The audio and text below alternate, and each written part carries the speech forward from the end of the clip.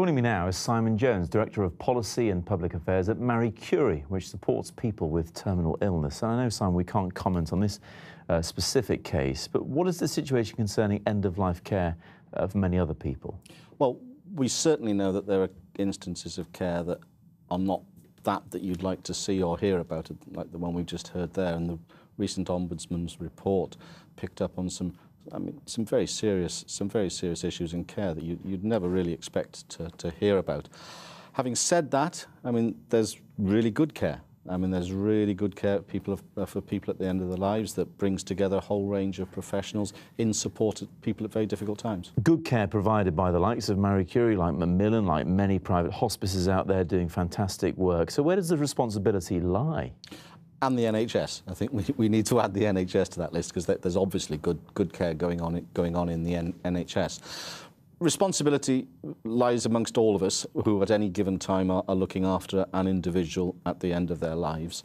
We will always, in the third sector, the charities that you've identified, the local hospices, charities like Marie Curie, be working with the NHS, in partnership with the NHS. So it's a collective responsibility. What would you like to see done better? Is there an idea that perhaps medical professionals are trained, of course, to help people get better, but when that chance is gone, when people's death is inevitable, they're not perhaps trained well enough to deal with it? Care for someone towards the end of their life will be delivered by two types of people, if you like, two types of doctors and nurses. It's those that are specially trained in end-of-life care, and those that are looking after them for whatever particular problem they have at that time, which could, say, be a cardiologist, and a specialist heart nurse. We're very keen on as many people as possible in the NHS, healthcare professionals across a whole range of roles, getting support, getting training to help them care for people at the end of their lives in those circumstances where they don't need to bring in a specialist. There aren't enough at the moment?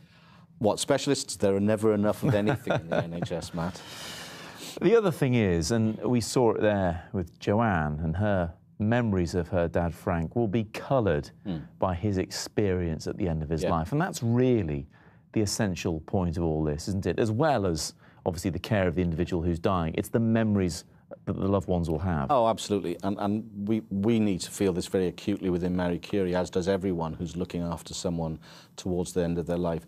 The care and support for that individual is obviously paramount, but we mustn't forget that the experiences that that person has at the end of their life will be the last memories that are left with their loved ones, and it will indeed colour many of their thoughts and their experiences and their memories of that person. We are about to look at the whole issue of end-of-life care in a special series that's coming up on 5 News very soon.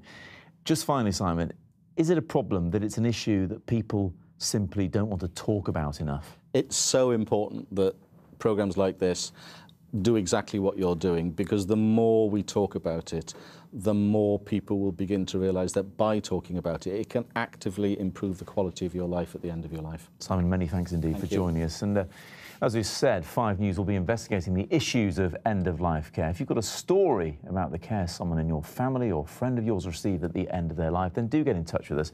Email stories@channel5.com.